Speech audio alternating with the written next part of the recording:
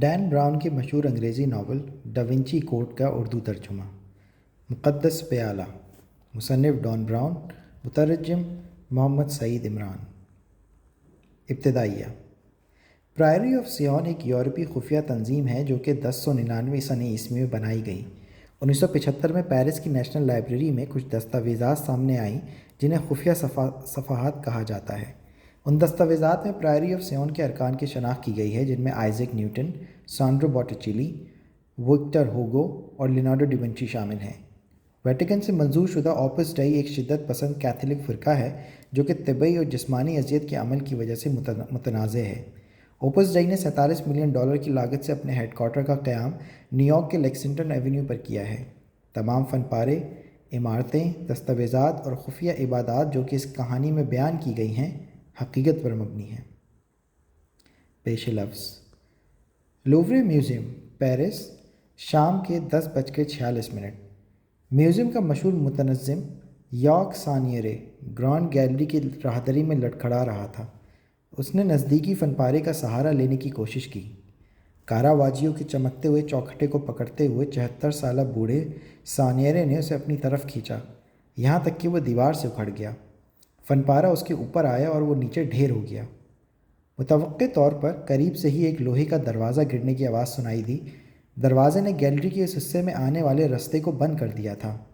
Gallery کا فرش لرز اٹھا اور کہیں دور الارم بجنا شروع ہو گیا۔ سانیرے کچھ لمحے یوں ہی پڑا رہا، پھر وہ فن پارے کے نیچے سے نکلا اور چھپنے کے لیے کوئی جگہ تلاش کرنے لگا۔ حرکت مت کرنا، نزدیک سے آواز آئی۔ سانیرے نے نظر اٹھا کر دیکھا۔ تقریباً 15 فٹ دور بند آہنی سلاخوں سے باہر ایک لہیم شہیم سایہ اندر جھانک رہا تھا۔ ایک لمبا چوڑا سفید بالوں والا نوجوان جس کی جلد کپاس کی طرح، اس کی آنکھوں کا رنگ گلابی تھا اور پتلیاں سرخی مائل تھیں۔ اس کے ہاتھ میں پستول تھا اور وہ سانیرے کو نشانے پر لیے ہوئے تھا۔ تمہیں بھاگنا نہیں چاہیے تھا، نوجوان کا لہجہ سرد تھا۔ میں تمہیں پہلے ہی بتا چکا ہوں، سانیرے فرش پر پڑا بے چارگی سے ہکلایا۔ مجھے نہیں معلوم تم کس بارے میں پوچھ رہے ہو۔ جھوٹ! حملہ آور نے اسے گھورا۔ وہ بالکل ساکت کھڑا تھا، بس اس کی آنکھوں کی پتلیاں محو حرکت تھیں۔ تم اور تمہارے ساتھیوں کے پاس کچھ ایسا ہے جو در حقیقت تمہاری ملکیت نہیں ہے۔ سانیرے کو خون اپنی رگوں میں دوڑتا ہوا محسوس ہوا۔ اسے کیسے پتہ چل سکتا ہے؟ آج رات حقداروں کو ان کا حق مل جائے گا۔ مجھے بتاؤ کہ وہ کہاں پوشیدہ ہے، ورنہ… حملہ آور نے اپنا پستول سانیرے کی طرف موڑا۔ کیا یہ اتنا قیمتی راز ہے جس کے لیے تمہیں موت بھی قبول ہے؟ سانیرے کی سانس جیسے رک گئی۔ حملہ آور نے اپنا جھکا ہوا پستول دیکھا۔ سانیرے نے اپنے ہاتھ اوپر اٹھائے۔ رک جاؤ، جو تم چاہتے ہو میں تمہیں بتا دوں گا۔ سانیرے نے اگلے چند جملے بڑی احتیاط سے بولے۔ حملہ آور مسکرایا۔ ہاں، دوسروں نے بھی یہی بتایا تھا۔ سانیرے ٹھٹک کر رہ گیا۔ دوسرے؟ میں نے انہیں بھی ڈھونڈ لیا تھا، حملہ آور بولا۔ ان تینوں نے بھی یہی بتایا تھا۔ یہ کیسے ہو سکتا ہے؟ سانیرے نے صدمے سے سوچا۔ اس کی اور تینوں ساتھیوں کی شناخت اتنی ہی اہم تھی جتنا کہ وہ راز جس کی حفاظت ان تینوں کے ذمے تھی۔ حملہ آور نے ایک بار پھر نشانہ باندھا۔ جب تم مر جاؤ گے تو صرف میں رہ جاؤں گا جسے یہ راز پتہ ہوگا۔ راز؟ سانیرے کی موقع کی نزاکت کا احساس ہوا۔ اگر میں مر گیا تو راز بھی ہمیشہ کے لیے گم ہو جائے گا۔ اس نے اپنے آپ کو بچانے کے لیے کسی چیز کی اوٹ ڈھونڈنے کی کوشش کی۔ یکدم دھماکے کی آواز آئی اور سانیرے کو اپنے معدے میں آگ کا گولا سا محسوس ہوا۔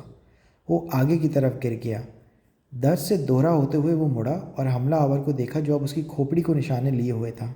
سانیرے نے اپنی آنکھیں بند کر لیں۔ اس کی سوچوں میں اب خوف اور دکھ موجزن تھا۔ پستول کے خالی میگزین کی آواز راہداری میں گونج کر رہ گئی۔ سانیرے کی آنکھیں کھل گئیں۔ حملہ آور نے اپنے ہتھیار کی طرف دیکھا۔ اس کی آنکھوں سے حیرت جھلک رہی تھی۔ اس نے جیب میں ہاتھ ڈالا اور کچھ سوچا۔ میرا کام یہاں ختم ہو گیا ہے۔ سانیرے نے اپنی سفید لینن کی شرٹ میں بنے ہوئے سوراخ کو دیکھا۔ اس کے گرد اب خون سے سرخ ہلکا سا بن گیا تھا۔ اسے اپنے معدے میں درد محسوس ہوا۔ الجیرین گوریلا فوج میں ملازمت کے دوران اس نے یہ خوفناک موت کئی دفعہ دیکھی تھی۔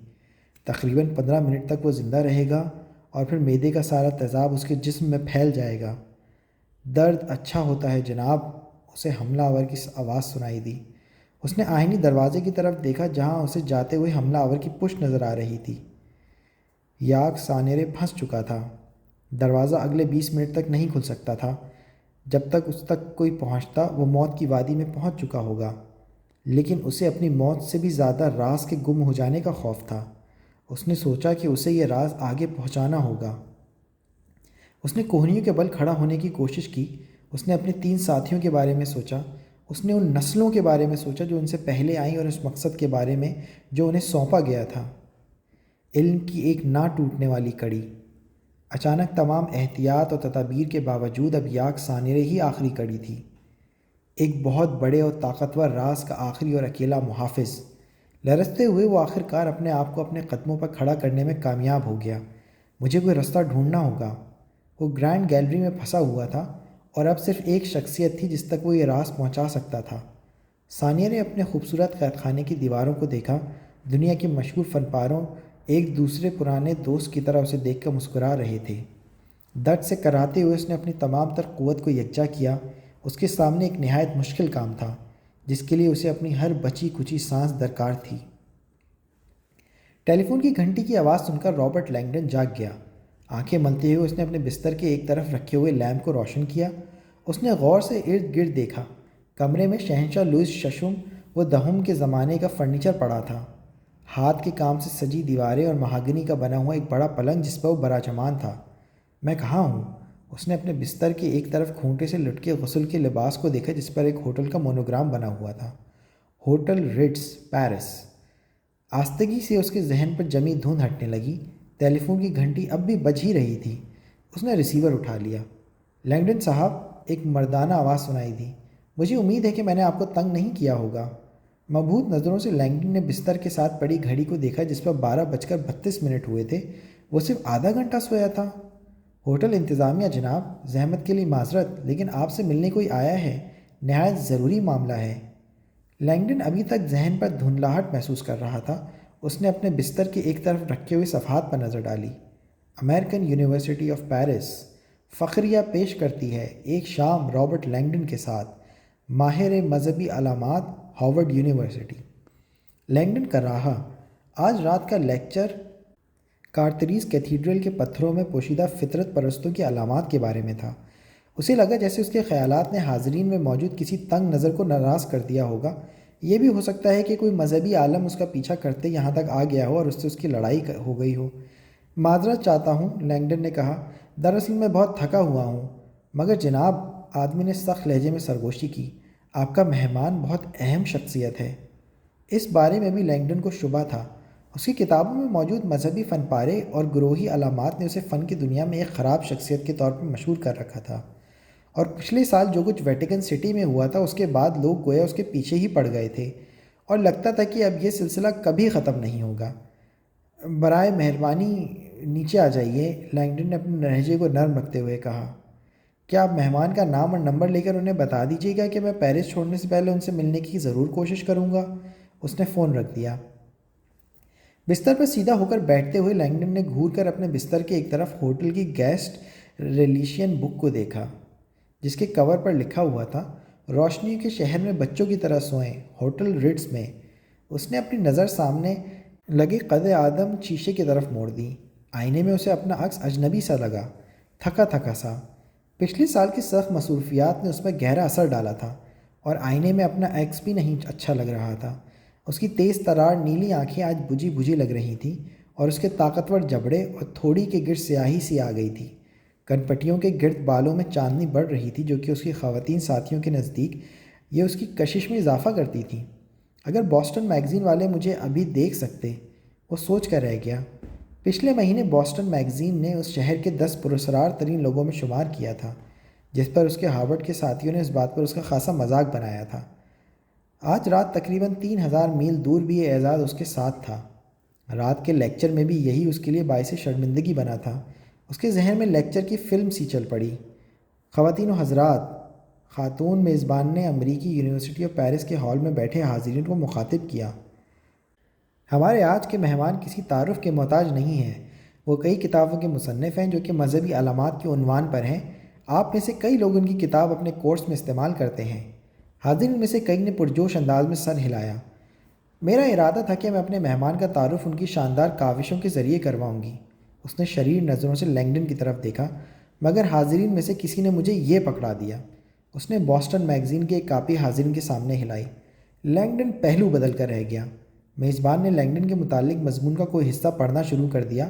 لینگڈن کو یوں محسوس ہو رہا تھا کہ وہ کرسی کے اندر دھنستا جا رہا ہے۔ حاضرین کے چہروں پر مسکراہٹ نمودار ہو چکی تھی، اور مسٹر لینگڈن نے جب ویٹیکن میں ہونے والے واقعے پر کوئی رائے دینے سے انکار کیا تو اس سے بھی ان کی شخصیت کے اصرار میں بلا شبہ مزید اضافہ ہوا ہے۔ میزبان نے حاضرین کو مزید اکسایا۔ کیا میں جاری رکھوں؟ مجمع نے حوصلہ افزائی کی۔ لینگڈن نے بے بسی سے خاتون کی طرف دیکھا۔ اگرچہ ہمارے مہمان رابرٹ لینگڈن نوجوان نہیں ہیں، مگر ان میں ایک عالمانہ کشش ہے۔ ان کی فریختہ کر دینے والی آواز کو نوجوان طالبائیں کانوں کی چاکلیٹ کہتی ہیں۔ ہال میں قہقہے گونج اٹھے۔ لینگڈن بے بسی سے مسکرا دیا۔ اسے پتہ تھا کہ آگے کیا کہا جانے والا ہے۔ دھاری دار ہیریسن ٹویٹ کوٹ میں ملبوس ہیریسن فورڈ۔ لینگڈن اٹھ کھڑا ہوا۔ شکریہ مونیک۔ لینگڈن جانتا تھا کہ وہ رکنے والی نہیں ہے، اس لیے اس نے گویا زبردستی ہی دھکیل دیا۔ بoston میگزین واقعی افسانہ نگاروں کے لیے ایک تحفہ ہے۔ وہ حاضرین کی طرف ایک شرمندہ سی مسکراہٹ لیے مڑا۔ اور اگر مجھے پتہ چل جائے کہ یہ میگزین مونیک کو کس نے پکڑایا ہے تو میں اپنے قونصل خانے کے ذریعے اسے ملک بدر کروا دوں۔ مجمع کھلکھلا کر ہنس دیا۔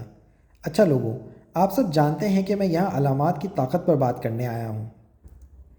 فون کی گھنٹی نے لینگڈن کے خیالات سے نکالا۔ بے یقینی سے ٹیلی فون سیٹ کی طرف دیکھتے ہوئے اس نے ریسیور اٹھا لیا۔ جی جناب، وہ بولا۔ جناب، معذرت چاہتا ہوں، آپ کا مہمان آپ کے کمرے کی طرف آ رہا ہے، ہوٹل انتظامیہ کی ملازم نے کہا۔ لینگڈن اب پوری طرح بیدار ہو چکا تھا۔ تمہارا مطلب ہے کہ تم نے کسی کو میرے کمرے میں بھیج دیا ہے؟ میں معافی چاہتا ہوں جناب، مگر ان کو روکنے کا اختیار میرے پاس نہیں ہے۔ وہ ہے کون؟ فون بند ہو چکا تھا۔ تقریباً اسی وقت دروازے پر دستک سنائی دی۔ بے یقینی کی کیفیت میں لینگڈن بستر سے اتر آیا۔ اس نے غسل کا لباس پہنا اور دروازے کی طرف بڑھا۔ کون ہے؟ مسٹر لینگڈن، میں آپ سے ایک ضروری بات کرنا چاہتا ہوں۔ بولنے والے کا انداز تہمکانہ تھا۔ میرا نام لیفٹیننٹ جیروم کولیٹ ہے اور میں سینٹرل جوڈیشل پولیس ڈائریکٹریٹ سے تعلق رکھتا ہوں۔ لینگڈن ساکت ہو گیا۔ Judicial police? یعنی فرانسیسی FBI؟ اس نے حفاظتی زنجیر کو چھیڑے بغیر دروازہ کھول دیا۔ سامنے ایک بے داغ اور پتلے لمبے چہرے والا آدمی کھڑا تھا۔ اس نے نیلے رنگ کا سرکاری لباس پہنا ہوا تھا۔ کیا میں اندر آ سکتا ہوں؟ اس نے پوچھا۔ لینگڈن ہچکچایا۔ آفیسر کی زردی مائل آنکھیں گویا اسے کھوج رہی تھیں۔ آخر یہ سب کیا ہے؟ میرے آفیسر کیپٹن آپ سے کسی معاملے میں خدمات حاصل کرنا چاہتے ہیں۔ لیکن ابھی تو آدھی رات ہے، لینگڈن نے کہا۔ آپ نے آج شام لووے میں یارک سینیور سے ملنا تھا۔ لینگڈن کے اندر اچانک بے چینی سے بڑھنے لگی۔ لیکچر کے بعد اس کی یارک سینیور سے ملاقات طے تھی، مگر یارک سینیور نہیں آیا تھا۔ ہاں، مگر آپ کو کیسے پتہ چلا؟ ہمیں آپ کا نام اس کی ڈائری میں لکھا ملا ہے۔ سب کچھ ٹھیک تو ہے نا؟ پولیس آفیسر نے ایک ہولناک آہ بھری اور ایک پولرائڈ کیمرے سے لی گئی تصویر لینگڈن کو پکڑا دی۔ تصویر کو دیکھتے ہی لینگڈن کا جسم اکڑ سا گیا۔ یہ تصویر آدھا گھنٹہ پہلے لوورے میوزیم کے اندر لی گئی ہے۔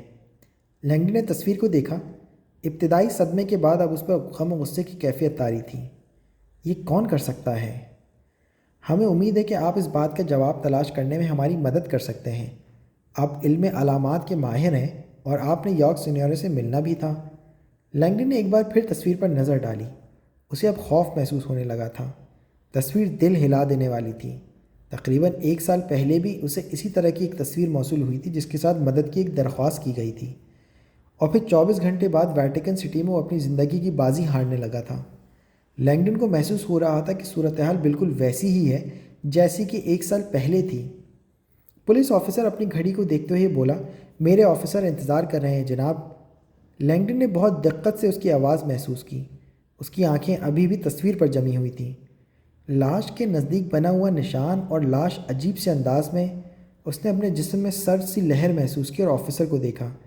میں یہ سوچ بھی نہیں سکتا کہ کوئی کسی کے ساتھ یوں بھی کر سکتا ہے۔ لینگڈن کو پولیس آفیسر کی صورت ہیبت ناک لگی۔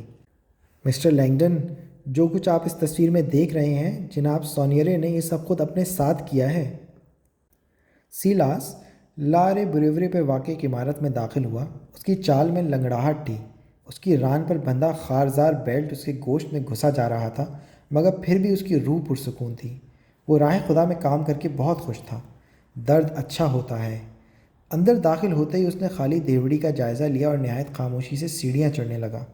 وہ عمارت میں کسی کو بیدار نہیں کرنا چاہتا تھا۔ اس کی خوابگاہ کا دروازہ کھلا ہوا تھا۔ کیونکہ یہاں دروازے مقفل کرنا منع تھا۔ اس نے کمرے میں داخل ہو کر دروازہ بند کر دیا۔ کمرے کا فرش لکڑی کا تھا، دیوار کے ساتھ لکڑی کی بنی ہوئی الماری تھی اور ایک کونے میں کینوس کا قالین تھا جو کہ بستر کے طور پر استعمال ہوتا تھا۔ وہ ایک ہفتے کی رہائش کے لیے اس کمرے میں رہا تھا۔ نیو یارک میں بھی اس کا کمرہ اسی طرز کا تھا۔ خدا نے مجھے صاحبان اور زندگی کا مقصد دیا ہے۔ آج کی رات سیلاس کو یوں لگ رہا تھا جیسے اس نے اپنے قرضے کی پہلی قسط ادا کر دی ہے۔ اس نے الماری کے نچلے خانے سے اپنا موبائل فون نکالا اور نمبر ڈائل کیے۔ ہاں، دوسری طرف ایک مردانہ آواز تھی۔ استاد محترم، میں واپس آ گیا ہوں۔ بولو، دوسری طرف آواز میں خوشی نمایاں تھی۔ وہ چاروں مر چکے ہیں، 3 رکن اور ان کا گرانڈ ماسٹر بھی۔ دوسری طرف کچھ دیر سکوت طاری رہا، پھر آواز سنائی دی۔ اوہ، مجھے بھی خدشہ تھا کہ وہ موت کو ترجیح دیں گے، مگر موت کا احساس بہت دردناک ہوتا ہے۔ سیلاس کے بولنے پر دوسری طرف پھر سکوت چھا گیا۔ اس کا مطلب ہے کہ تم راز حاصل کرنے میں کامیاب رہے ہو؟ محترم استاد، ان سب نے تاریخی سنگ کلید کلیف ڈے وائٹے کی نشاندہی کی ہے۔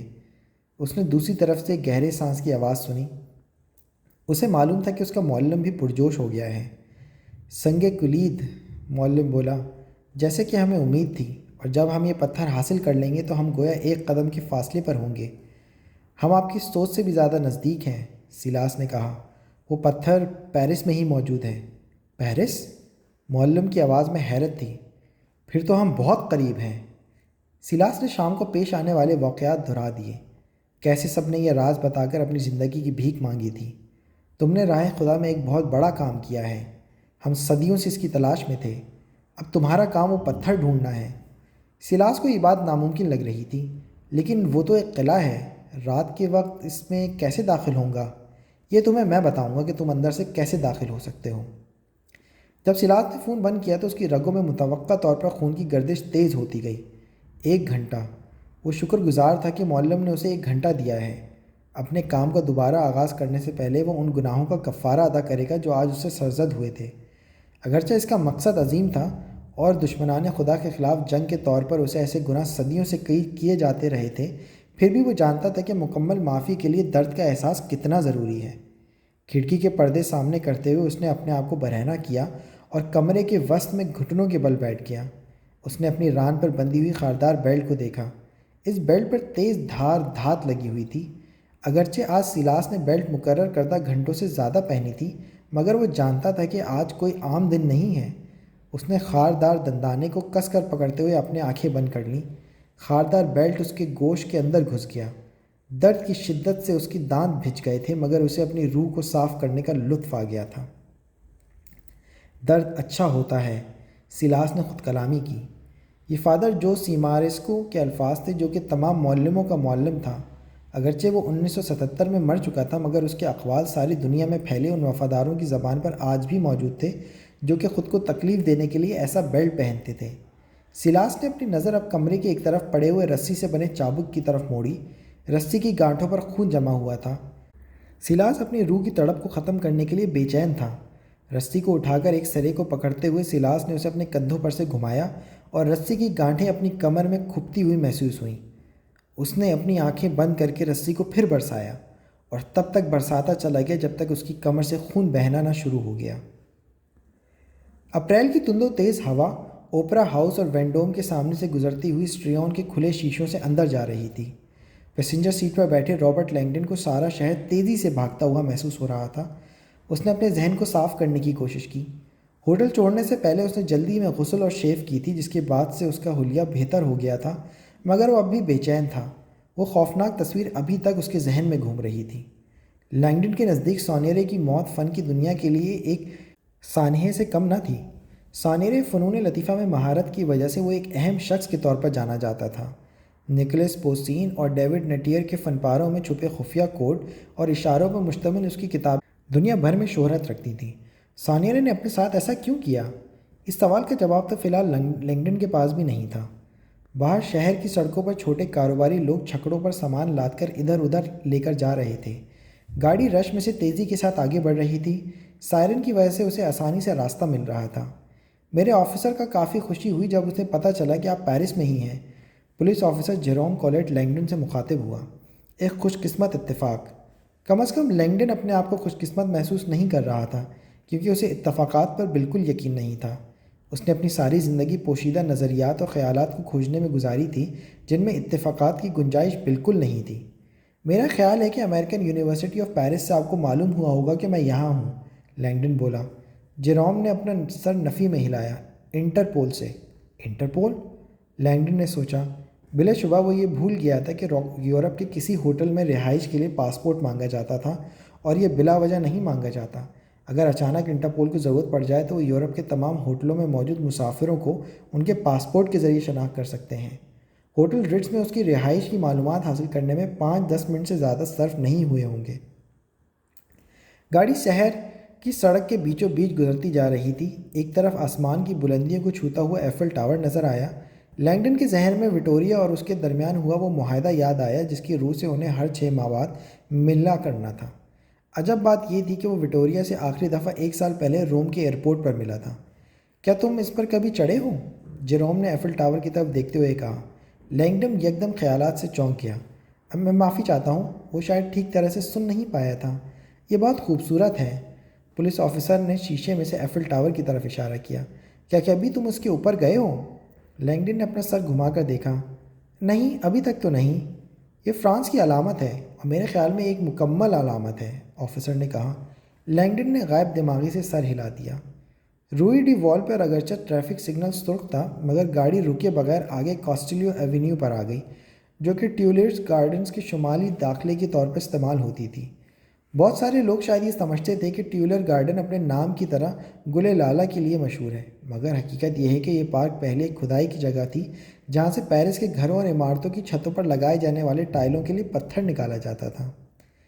جیسے ہی گاڑی پارک میں داخل ہوئی، کولیٹ نے سائرن بند کر دیا۔ لینگڈن نے لمبی سانس لی۔ باہر پارکنگ میں ہیلوجن لائٹس روشن تھیں۔ لینگڈن ہمیشہ اس پارک کو ایک مقدس جگہ خیال کرتا تھا جہاں کلاڈے مونیٹ نے امپریشنسٹ فن کی بنیاد رکھی تھی، لیکن آج کی رات اس پارک کی فضا میں کچھ عجیب سا تاثر تھا۔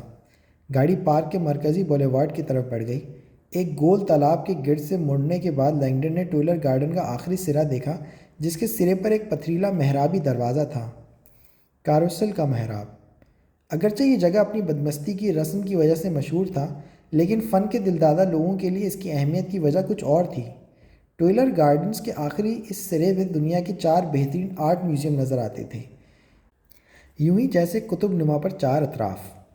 سیدھے ہاتھ کی طرف دریائے سین اور وولٹار میوزیم نظر آ رہے تھے۔ بائیں طرف جدید پومیڈو سینٹر اور میوزیم سامنے تھا۔ لینگڈن جانتا تھا کہ اس کے عقب میں مغرب کی طرف فرعون ریمس کا مینار ہے، جو کہ جیوڈی پامے میوزیم کے آغاز ہے، لیکن بالکل سامنے شرق کی طرف لینگڈن کی آنکھوں کے سامنے دنیا کا سب سے مشہور آرٹ میوزیم تھا، لوور۔ لینگڈن کو ایک مانوس سا احساس ہوا۔ اس نے تمام عمارت کو آنکھوں میں جذب کرنے کی ناکام کوشش کی۔ لوورے کی شاندار عمارت پیرس کے آسمانی افق پر ایک عظیم قلعے کی طرح لگ رہی تھی۔ ایک گھوڑے کی کھر کی شکل میں بنائی ہوئی یہ عمارت یورپ کی سب سے لمبی ترین عمارت تھی۔ اگر 3 ایفل ٹاور زمین پر ایک ساتھ رکھ دیے جاتے تو پھر بھی یہ لمبائی عمارت کے بیرونی حصے سے کم ہوتی۔ لینگڈن نے ایک دفعہ پورے لوور کا چکر لگایا تھا۔ یہ کوئی 3 میل لمبا تھا۔ ایک اندازے کے مطابق لوور میں 65,300 فن پارے دیکھنے کے لیے کم از کم 5 دن کا وقت درکار ہوتا ہے، لیکن سیاحوں اور زائرین کی دلچسپی کا محور مشہور ترین پینٹنگ مونا لیزا، وینس ڈی ملو اور اڑتی فتح تھیں۔ جیروم کولیٹ نے اپنی جیب سے واکی ٹاکی نکالا اور تیزی سے فرانسیسی زبان میں بولا، جناب لینگڈن آ گئے ہیں، 10 منٹ لگیں گے۔ دوسری طرف سے آنے والی آواز لینگڈن کو سمجھ نہیں آئی۔ جیروم نے واکی ٹاکی جیب میں ڈال لی اور لینگڈن کی طرف مڑا۔ کیپٹن آپ کو داخلی دروازے پر ملیں گے۔ جیروم نے ان تمام بورڈز کو نظر انداز کر دیا جن پر کسی قسم کی گاڑی عمارت کے اندر داخل کرنے کی ممانعت کی گئی تھی۔ لوور کا سامنے دروازہ نظر آ رہا تھا۔ اس کے گرد 7 اہرام بنے ہوئے تھے جن میں پانی کے تالاب تھے۔ اہرام۔ لوورے کا نیا بنایا گیا داخلی دروازہ بھی کافی مشہور ہو گیا تھا۔ یہ چینی نژاد امریکی آئی ایم پائی کا ترتیب کردہ تھا۔ نقاد اگرچہ پیکے کے انداز تعمیر کو عجیب و غریب گردانتے تھے، مگر اس کے ماننے والے اس ڈیزائن کو قدیم اور جدید انداز کے درمیان کا ایک رابطہ قرار دیتے تھے۔ کیا تمہیں ہمارا اہرام پسند آیا ہے؟ لینگڈن نے تیوری چڑھائی۔ فرانسیسی لوگوں کی پسند کو ناپسند کرنا گویا ایسے ہی تھا جیسے کہ آپ ان کے منہ پر تماچا مار رہے ہیں۔ فرانس متراں ایک بہادر آدمی تھا، کولیٹ بولا۔ مرحوم فرانسیسی صدر جس نے اہرام کا یہ خاکہ تیار کرنے کو کہا تھا، اور اس نے پورے پیرس کو مصر سے لائے ہوئے فرعونی دور کے میناروں سے بھی بھر دیا تھا۔ لوگ اسے ابو الہول کہتے تھے۔ فرانسس متران مصری ثقافت سے گہرا لگاؤ رکھتا تھا۔ کیپٹن کا نام کیا ہے؟ لینگڈن نے موضوع بدلنے کی کوشش کی۔ بیزوفوش۔ جیروم نے داخلی دروازے سے داخل ہوتے ہوئے جواب دیا، لیکن ہم اسے لیٹاریو بھی کہتے ہیں۔ لینگڈن نے عجیب نظروں سے دیکھا۔ کیا تم اسے بیل کہتے ہو؟ جیروم نے نظریں سکوڑی۔ آپ کی فرانسیسی کافی اچھی ہے۔ میری فرانسیسی گئی بھاڑ میں، لینگڈن نے سوچا۔ وہ زوڈیاک کے نشانوں کے بارے میں کافی اچھی طرح جانتا تھا۔ ٹورس ہمیشہ بیل کو کہتے ہیں۔ علم نجوم کے نشانات ساری دنیا میں ایک ہی جیسے ہیں۔ جیروم نے کار روک کر اہرام کی طرف دو فواروں کے درمیان واقع دروازے کی طرف اشارہ کیا۔ یہ داخلی دروازہ ہے جناب۔ میں اکیلا جاؤں گا کیا؟ میرا کام آپ کو صرف یہاں تک پہنچانا تھا۔ لینگڈن ایک ٹھنڈی سانس بھرتے ہوئے گاڑی سے باہر آ گیا۔ جیروم نے گاڑی سٹارٹ کی اور باہر لے گیا۔ لینگڈن نے گاڑی کو جاتے ہوئے دیکھا اور سوچا کہ وہ یہاں سے نہایت آسانی سے جا سکتا ہے۔ بس عمارت سے باہر جاؤ، ٹیکسی پکڑو اور ہوٹل میں جا کر آرام کرو۔ لیکن یہ خیال تھوڑا نقصان دہ تھا۔ جیسے ہی فواروں کی طرف بڑھا، اسے ایسا لگا کہ جیسے وہ خیالی سرحد پار کر کے دوسری دنیا میں جا رہا ہے۔ خوابیدہ رات اس کے حواس پر چھا رہی تھی۔ 20 منٹ پہلے وہ اپنے ہوٹل کے بستر پر سویا ہوا تھا۔ اب وہ لووے کے اہرام کے سامنے کھڑا ایک پولیس آفیسر کا انتظار کر رہا تھا، جسے اس کے جونیئر آفیسر بیل کہتے تھے۔ لینگڈن داخلی دروازے سے داخل ہوا، جو کہ ایک بہت بڑا ریوالونگ ڈور تھا۔ سامنے صحن میں ہلکی ہلکی روشنی تھی۔ لینگڈن سوچ رہا تھا کہ اسے دروازہ کھٹکھٹانا چاہیے۔ اس نے شیشے کا دروازہ بجانے کے لیے ہاتھ اٹھایا ہی تھا کہ دروازے کے پیچھے کوئی نمودار ہوا۔ آدمی قوی الحبسہ اور سانولا تھا، جس کے چوڑے چکلے شانے تھے۔ پولیس کی یونیفارم کے اوپر اس نے سیاہ جیکٹ پہن رکھی تھی۔ وہ اپنے موبائل فون پر بات کرنے میں مصروف تھا۔ جیسے ہی اس کی بات چیت ختم ہوئی، اس نے لینگڈن کو اندر آنے کا اشارہ کیا۔ میرا نام بیزوفاش ہے، اس نے کہا۔ لینگڈن دروازے سے اندر داخل ہو گیا۔ میں CDG کا کیپٹن ہوں۔ میرا نام رابرٹ لینگڈن ہے۔ لینگڈن نے مسافے کے لیے ہاتھ بڑھایا۔ فوش نے لینگڈن کی ہتھیلی کو زور سے تھام لیا۔ میں نے تصویر دیکھی تھی، لینگڈن نے کہا۔ یاک سنیارے نے خود اپنے ساتھ ایسا کیا؟ مسٹر لینگڈن، اس کی آنکھیں لینگڈن پر گڑ گئیں۔ جو کچھ اس تصویر میں تھا وہ صرف یاک سنیارے کی طرف سے ایک آغاز تھا۔ کیپٹن بیزوفاش واقعی ایک بھپرے ہوئے بیل کی طرح چل رہا تھا۔ لینگڈن اس کے ساتھ قدم ملانے کی کوشش کر رہا تھا۔ لوروے کی نچلی منزل پر جاتے ہوئے لینگڈن کو ایک عجیب احساس نے آ گھیرا۔ میوزیم میں ایک عجیب طرح کی خاموشی تھی، یہاں تک کہ اسے اپنے اور بیزوفاش کے قدموں کی آوازیں بھی سنائی دے رہی تھیں۔ میوزیم میں ادھر ادھر پولیس کے آدمی بھی نظر آ رہے تھے۔ کیا تمہیں ہمارا اہرام اچھا لگا؟ فاش نے اپنا سر اٹھا کر اہرام کو دیکھتے ہوئے کہا۔ ہاں، یہ بہت زبردست ہے، لینگڈن نے ٹھنڈی ہا بھری۔ پیرس کے چہرے پر ایک بدنما داغ، فاش بولا۔ لینگڈن کو لگا کہ فاش کو مطمئن کرنا بہت مشکل کام ہوگا۔ اس نے سوچا کہ ابھی تو فاش کو یہ پتہ ہی نہیں ہے کہ اس اہرام میں شیشے کے 666 جوڑے استعمال ہوئے تھے، اور 666 کو شیطان کا ہنسا کہا جاتا تھا۔ عیسائی مذہبی عالم اس بات پر متفق تھے کہ دجال کے جسم پر بھی کسی جگہ 666 ہی لکھا ہوگا۔ اب وہ ایک وسیع ہال میں داخل ہو گئے تھے۔ یہ ہال لوورے میوزیم میں کچھ عرصے پہلے ہی تعمیر کیا گیا تھا۔ اس کی تعمیر میں سنگ مرمر استعمال کیا گیا تھا تاکہ اس کی لوروے کے بیرونی حصے سے مطابقت رہے۔ اس ہال میں ہر وقت زائرین کھچا کھچ بھرے رہتے تھے، مگر اس وقت یہ ہال قبرستان کی طرح ویران اور پرسکوت تھا۔ میوزیم کا ریگولر سیکیورٹی سٹاف کہاں ہے؟ لینگڈن نے پوچھا۔ قرنطینہ میں، بیزوفاش نے ایسے جواب دیا جیسے لینگڈن اس کی ٹیم پر شک کر رہا ہو۔ ظاہر ہے کوئی آج شام اندر داخل ہو گیا جسے داخل نہیں ہونا چاہیے تھا۔ میوزیم کے تمام محافظوں سے اس بارے میں تفتیش کی جا رہی ہے، مگر فی الحال میری ٹیم نے سیکیورٹی کی جگہ سنبھال لی ہے۔ لینگڈن نے سر ہلا دیا۔ وہ بیزوفاش کے ساتھ قدم ملانے کے لیے تیز تیز چل رہا تھا۔ تم یاک سنارے کو کتنا جانتے تھے؟ فوش نے پوچھا۔ در حقیقت بالکل نہیں، ہم کبھی ملے ہی نہیں۔ فوش کے چہرے پر حیرت تھی۔ تم آج رات پہلی دفعہ سے ملاقات کرنے والے تھے؟ ہاں، ہم لیکچر کے بعد آج امریکن یونیورسٹی کے استقبالیے پر ملنے والے تھے، مگر سانیرے نہیں آیا۔ اس نے چلتے چلتے اپنے نوٹ بک پر کچھ الفاظ گھسیٹے۔ چلتے ہوئے لینگڈن کی نظر لووے کے الٹے اہرام پر پڑی۔ یہ ایک بہت بڑا فانوس تھا جو کہ چھت سے لٹکا ہوا تھا۔ سامنے ایک محرابی ٹنل پر ڈینن کے الفاظ لکھے ہوئے تھے۔ یہ میوزیم کا ایک مشہور سیکشن تھا۔ آج کی ملاقات کی درخواست کس نے کی تھی؟ فوش اچانک بولا۔ تم نے یا اس نے؟ لینگڈن کو یہ سوال بہت عجیب سا محسوس ہوا۔ سانیرے نے، لینگڈن نے ٹنل میں داخل ہوتے ہوئے جواب دیا۔ اس کی سیکرٹری نے کچھ دن پہلے مجھ سے ای میل کے ذریعے رابطہ کیا تھا۔ سانیرے نے سنا تھا کہ میں پیرس لیکچر دینے کے لیے آ رہا ہوں اور وہ مجھ سے ملنا چاہتا ہے۔ کیوں؟ فوش نے کہا۔ یہ تو مجھے نہیں پتہ، لینگڈن بولا۔ شاید اس کی وجہ یہ تھی کہ ہم دونوں کی دلچسپی کا محور ایک ہی موضوع تھا۔ فوش کے چہرے پر شک کے سائے لہرا رہے تھے۔ تمہیں یہ تک نہیں پتہ اس ملاقات کا مقصد کیا تھا؟ لینگڈن کو واقعی نہیں جانتا تھا۔ وہ پرتجسس شخص تھا، مگر ہر چیز کی تہہ میں جانا اسے اچھا نہیں لگتا تھا۔ دوسری طرف یاک سنیارے اپنی تنہائی پسندی کی وجہ سے مشہور تھا، اس لیے لینگڈن اس کا مشکور تھا کہ وہ اس سے ملنا چاہتا تھا۔ لینگڈن صاحب، کیا آپ کو یہ اندازہ بھی نہیں ہے کہ آج کی ملاقات میں موضوع گفتگو کیا ہو سکتا تھا؟ یہ چیز میرے لیے تفتیش میں مددگار ثابت ہو سکتی ہے۔ نہیں، فوشی کے لہجے نے لینگڈن کو بے آرام کر دیا تھا، مگر اس نے پرسکون انداز میں جواب دیا۔ سانیرے سے ملنا ایک اعزاز کی بات ہے۔ میں اس کے کام کا مداح ہوں اور اس کے کام کے حوالے اکثر میں اپنے لیکچروں میں بھی دیتا ہوں۔ فوش نے اپنے نوٹ بک میں کچھ لکھا اور جیب میں رکھ لی۔ وہ دونوں اب ٹنل کے آدھ میں پہنچ چکے تھے اور لینگڈن سامنے دو لفٹیں دیکھ رہا تھا جو کہ ساکت تھیں۔ اچھا، تم دونوں کی دلچسپیاں ایک تھیں؟ فوش بولا۔ ہاں، لینگڈن جواباً بولا۔ پچھلے سال کا زیادہ تر حصہ ایک کتاب کا مسودہ لکھنے میں گزارا ہے جس کے موضوع کا تعلق سنیرے کی تحقیقات کے متعلق تھا۔ میں سوچ رہا تھا کہ ملاقات کے دوران اس سے کچھ رائے بھی لوں گا۔ میں سمجھا نہیں۔ فوش نے لینگڈن کی طرف دیکھا۔ دراصل میں اس موضوع پر اس کے خیالات جاننا چاہتا تھا، لینگڈن بولا۔ اچھا، فوش نے کہا، کتاب کا موضوع کیا ہے؟ لینگڈن ہچکچایا۔ دراصل یہ مسودہ دیویوں کی عبادات اور علامات کے بارے میں ہے جس کا تعلق نسوانیات کے تقدس اور اس کے ساتھ تعلق رکھنے والے نشانات سے ہے۔ فوش نے اپنے بالوں میں ہاتھ پھیرا۔ اور سانیرے اس کے بارے میں علم رکھتا تھا؟ میرے خیال میں اس موضوع پر وہ پوری دنیا میں سب سے زیادہ جانتا تھا۔ اچھا، فوش نے سر ہلایا۔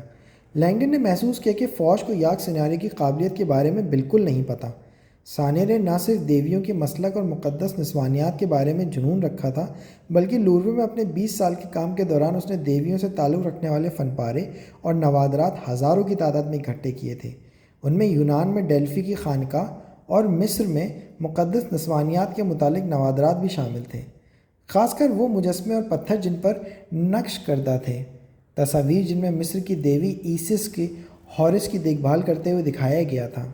کیا یاک سنیارے تمہارے مسودے کے بارے میں جانتا تھا؟ فوش نے سوال کیا۔ تبھی تو اس نے یہ ملاقات طے کی ہوگی، لینگڈن نے نفی میں سر ہلایا۔ در حقیقت کسی کو میرے مسودے کے بارے میں علم نہیں ہے۔ فوش خاموش ہو گیا۔ لینگڈن نے فوش کو یہ وجہ بتانا مناسب نہ سمجھا کہ ابھی تک اس نے مسودہ کسی کو کیوں نہیں دکھایا۔ اس مسودے میں گمشدہ مقدس نسوانیات کے بارے میں سینکڑوں علامات اور خاکے شامل تھے جو کہ مذہبی عالموں کی نظر میں آنے کے بعد خاصے متنازع ثابت ہو سکتے تھے۔ جب لینگڈن زینے کے پاس پہنچا تو اسے محسوس ہو کہ فوش اس کے ساتھ نہیں ہے۔ اس نے پیچھے مڑ کر دیکھا تو فوش لفٹ کے سامنے کھڑا ہوا تھا۔ ہم لفٹ کے ذریعے اوپر جائیں گے۔ لفٹ کا دروازہ کھلنے کے بعد فوش بولا۔ گرانڈ گیلری کافی فاصلے پر ہے۔ اگرچہ لینگڈن جانتا تھا کہ لفٹ کے ذریعے وقت کم لگے گا، مگر وہ ساکت کھڑا رہا۔ کیا مسئلہ ہے؟ فوش نے دروازے پر ہاتھ رکھ کر کہا۔ وہ بے صبرا نظر آ رہا تھا۔ لینگڈن نے لمبی سانس بھر کی، زینوں کی طرف نگاہ دوڑاتے ہوئے اپنے آپ کو مطمئن کرنے کی کوشش کی۔ لڑکپن میں ایک دفعہ وہ ایک تنگ سے معدوم کنویں میں گر گیا تھا اور جب تک اسے بچانے کے لیے کوئی نہیں آیا تھا وہ گھنٹوں اس حبس بیجا میں رہا تھا۔ اس کے بعد سے اسے تنگ جگہوں سے ڈر سا لگتا تھا۔ لفٹ، زیر زمین ریلوے وغیرہ سے اسے الرجی ہی تھی۔ وہ اپنے آپ کو سمجھاتے ہوئے لفٹ میں داخل ہو گیا۔ تمہارے اور سانیرے کے درمیان آج تک ملاقات نہیں ہوئی؟ لفٹ سے چلتے ہوئے فوش نے اپنا سر موڑا۔ کبھی بھی خطوط کا تبادلہ بھی نہیں ہوا؟ لینگڈن نے نفی میں سر ہلا دیا۔ کبھی نہیں۔ فوش نے اپنے سر کو جھکٹ کر گویا یہ بات اپنے یادداشت میں محفوظ کر لی۔ جیسے ہی وہ اوپر جانا شروع ہوئی، لفٹ کی دیواروں سے توجہ ہٹانے کی کوشش کی۔ اس نے لفٹ کے چمکتے ہوئے دروازے سے بیض و فاش کا عکس دیکھا۔ اس کی توجہ فوش کے ٹائی پر مرکوز ہو گئی۔ یہ ایک سلیب کی شکل میں تھی جو کہ سنگ سلیمانی کے 13 ٹکڑوں سے بنی ہوئی تھی۔ لینگڈن کو عجیب سا لگا۔ اس علامت کو کرکس گیماٹا کہا جاتا ہے، جس کے 13 ٹکڑے حضرت عیسیٰ اور اس کے 12 حواریوں کو ظاہر کرتے ہیں۔ لینگڈن نہیں جانتا تھا کہ فرانس جیسے سیکولر ملک کی پولیس کے کپتان کو اپنا مذہب ظاہر کرنے کی کھلی اجازت تھی یا نہیں۔ کرکس گیماٹا؟ فوش اچانک ہی بول اٹھا۔ اس نے لینگڈن کی توجہ کا مرکز بھانپ لیا تھا۔ لینگڈن نے بوکھلا کر سر اٹھا کر دیکھا تو دروازے میں اپنے عکس پر فوش کی نظریں جمی ہوئی دکھائی دیں۔ لفٹ کے رکتے ہی دروازہ کھلا اور لینگڈن نے شکریہ ادا کیا وہ تیزی سے لفٹ سے باہر نکل آیا۔ لوروے کی اونچی چھتیں کشادگی کا احساس دلاتی تھیں۔ لفٹ سے باہر نکلتے ہی وہ ٹھٹک کر رہ گیا۔ فاش نے اس پر نظر دوڑائی۔ ایسا لگتا ہے تم لوروے میں دن کے وقت ہی آتے رہے ہو۔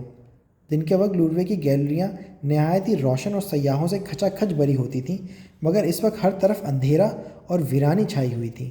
سفید روشنیوں کے بجائے ہر جگہ ہلکی سرخ بتیاں جل رہی تھیں، جس سے ویرانی کے احساس میں بڑھ گیا تھا۔ بہت مدھم سی یہ روشنیاں فن پاروں کو خراب ہونے سے بچاتی ہیں۔ لینگڈن کو لوروے ایک ویران سا محل لگ رہا تھا جہاں ہر طرف عجیب سی تاریکی چھائی ہوئی تھی۔ اس طرف، فاش نے کہا، اور تیزی سے بائیں طرف مڑ کر وہ آپس میں مربت گیلریوں کی طرف جانے لگا۔ لینگڈن اس کے پیچھے ہو لیا۔ وہ اپنی آنکھوں کو اندھیرے سے مانوس کرنے کی کوشش کر رہا تھا۔ دنیا کے مشہور فن پارے تاریکی میں اسے اپنے آپ کو گھورتے ہوئے محسوس ہوئے۔ اونچی دیواروں پر لگے ہوئے سیکیورٹی کیمرے زائرین کو صاف پیغام دے رہے تھے کہ وہ حفاظتی ٹیم کی نظروں میں ہے۔ کیا ان میں سے کوئی اصلی بھی ہے؟ لینگڈن نے کیمروں کی طرف اشارہ کیا۔ فاش نے اپنا سر نفی میں ہلا دیا۔ لینگڈن حیران نہیں تھا، کیونکہ اتنے بڑے میوزیم میں کیمروں کا استعمال بہت مہنگا اور بے سود تھا۔ کئی ایکڑ میں پھیلی ہوئی راہداریوں کو اسکرینوں پر دیکھنے کے لیے سینکڑوں ملازمین چاہیے تھے۔ دنیا کے بڑے بڑے عجائب گھروں میں آج کل دوسری طرح کی حفاظتی تدابیر اختیار کی جاتی ہیں۔ گیلریوں کے آغاز اور اختتام پر فولادی سلاخیں لگائی جاتی ہیں، اور اگر کسی فن پارے کو چھیڑنے یا اتارنے کی کوشش کریں تو یہ سلاخیں نیچے گر کر اس راہداری کا راستہ بند کر دیتی ہیں، اور یوں اگر کوئی چوری کرتا ہے تو وہ گیلری میں ہی مقید ہو جاتا۔ راہداری بند ہوتے ہی خطرے کی گھنٹیاں بھی بجنا شروع ہو جاتی تھیں تاکہ حفاظتی اسٹاف کو بھی خبردار کر دیا جائے۔ یہ حفاظتی تدابیر زائرین کے اوقات کار کے بعد کام کرنا شروع ہو جاتی تھیں۔ سنگ مرمر سے بنے ہوئے سامنے نظر آنے والی راہداری میں آوازوں کی گونج سنائی دے رہی تھی۔ راہداری میں سے روشنی بھی باہر آتی نظر آ رہی تھی۔ یہ سانحے کا دفتر ہے، فاش نے کمرے میں داخل ہوتے ہوئے کہا۔ لینگڈن بھی اس کے پیچھے پیچھے کمرے میں داخل ہو گیا۔ فاش کا دفتر نہایت پرتکلف تھا، اور اس کی آرائش اور زیبائش میں سانحے کی فن کی محبت چھلک رہی تھی۔ کمرے کے درمیان میں ایک نہایت ہی پرانا ڈیسک تھا جس پر ایک مکمل طور پر زرہ بختر نائٹ کا مجسمہ پڑا ہوا تھا۔ دیواروں پر قدیم فن پارے آویزہ تھے۔ اس وقت یہ کمرہ پولیس چوکی کا منظر پیش کر رہا تھا۔ کوئی 6-7 پولیس والے کمرے میں موجود تھے، ہر کوئی اپنے اپنے کام میں مگن تھا۔ ایک پولیس والا سونیرے کی میز پر براجمان لیپ ٹاپ پر کچھ ٹائپ کر رہا تھا۔ ان دونوں کے اندر داخل ہوتے ہی سب کی توجہ چند لمحے ان پر مرکوز ہوئی، مگر پھر وہ اپنے اپنے کام میں منہمک ہو گئے۔ میری بات سنو، فوج کے کہنے پر سب نے مڑ کر دیکھا۔ میری اجازت کے بغیر کوئی گرانڈ گیلری میں مت جانے پائے۔ فوج نے فرانسیسی زبان استعمال کی تھی، مگر لینگڈن تھوڑی بہت فرانسیسی تو سمجھتا ہی تھا۔ دفتر میں موجود تمام پولیس والوں نے سر ہلا دیا۔ وہ کمرے کے دوسرے دروازے سے نکل کر ایک بڑی راہداری میں آ گئے۔ کچھ دور لوروے کی سب سے مشہور گرانڈ گیلری کا دروازہ نظر آ رہا تھا، جس میں دنیا کی مشہور ترین پینٹنگز آویزہ تھیں۔ لینگڈن تو اندازہ ہو گیا کہ یاک سانری کی لاش یہیں کہیں پڑی ہوگی۔ جیسے ہی وہ وہاں داخل ہوا، لینگڈن نے دیکھا کہ راستہ سٹیل کی بڑی بڑی سلاخوں سے بند ہے۔ حفاظتی نظام، فوج نے دروازے کے پاس پہنچتے ہوئے کہا۔ لینگڈن نے سلاخوں کے پاس پہنچ کر اندازہ لگایا کہ گیلری کے اندر مدھم روشنیاں موجود ہیں۔ پہلے تم، فوج نے کہا۔ مگر کہاں؟ لینگڈن نے مڑ کر اسے دیکھا۔ فوج نے سلاخوں کی نچلی طرف اشارہ کیا۔ لینگڈن کی نگاہ وہاں گئی تو اسے پتہ چلا کہ سلاخیں زمین سے کوئی 2 فٹ اوپر اٹھی ہوئی ہیں۔ یہ حصہ ابھی لوور کی اپنی سیکیورٹی کی دسترس سے باہر ہے، فوج نے کہا۔ میری تکنیکی ٹیم نے اپنا کام مکمل کر لیا ہے۔ اس نے پھر نیچے کی طرف اشارہ کیا۔ برائے مہربانی اندر داخل ہو جاؤ۔ لینگڈن نے اس تنگ سے راستے کو دیکھا۔ اسے لگا کہ شاید فوج مذاق کر رہا ہے۔ فوج فرانسیسی میں کچھ بڑبڑایا اور اپنی گھڑی پر نظر ڈالی۔ پھر ایک دم وہ اپنے گھٹنوں کے بل جھکا اور رینگتا ہوا اندر داخل ہو گیا۔ اندر جا کر وہ کھڑا ہو گیا اور مڑ کر لینگڈن کی طرف دیکھا۔ لینگڈن آ بھر کر رہ گیا۔ اس نے جھک کر اپنی ہتھیلیاں سنگ مرمر کے فرش پر ٹکائیں اور رینگنے کی کوشش کی۔ اس کوشش میں اس کا کوٹ سلاخوں میں اڑ گیا اور اس کا سر بھی سلاخوں سے جا ٹکرایا۔ آخر کار وہ پار چلا ہی گیا۔